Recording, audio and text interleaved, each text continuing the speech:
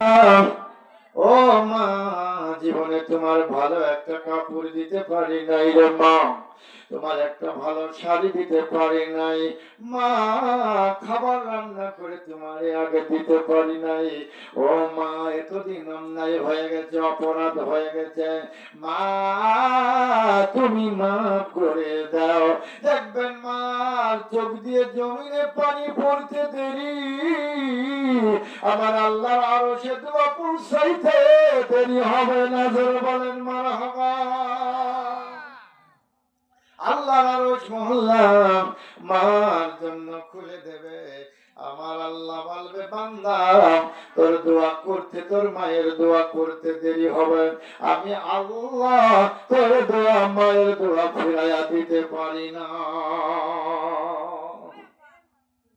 অপরাধী সন্তান যদি মা মা ঘর থেকে তাড়িয়ে দেয়, রাতের গভীরে যায়, একবার যদি মা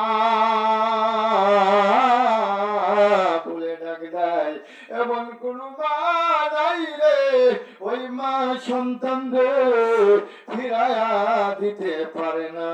মা, এই জন্য আল্লাহ বললেন, তোমার ঘরের রহমত হলো তোমার মা।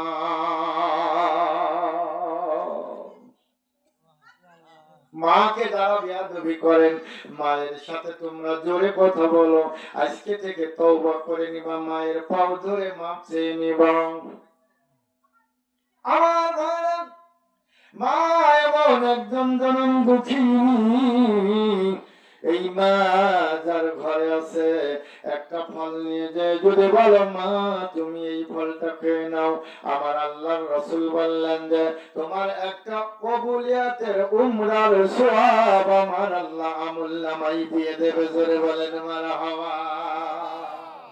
একটা হজ উমরার সওয়াব আল্লাহ রাব্বুল আলামিন আমুলনামায় দিয়ে দেয়। জোরে বলেন আলহামদুলিল্লাহ।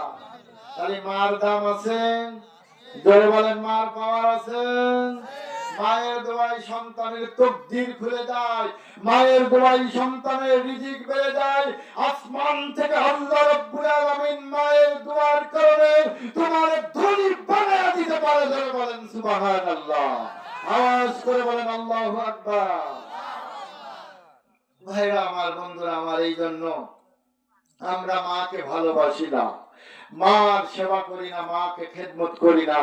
দেখেন বাইজিদ মুস্তামি মায়ের পাগল ছিল, মা খুশি হয়ে আল্লাহর দরবারে তাহাজ্জুদের নামাজ পড়ে দোয়া করে, বলে আল্লাহ, ও আল্লাহ, আমার বাইজিদকে তুমি সুলতানুল আরিফিন বানায়া দাও।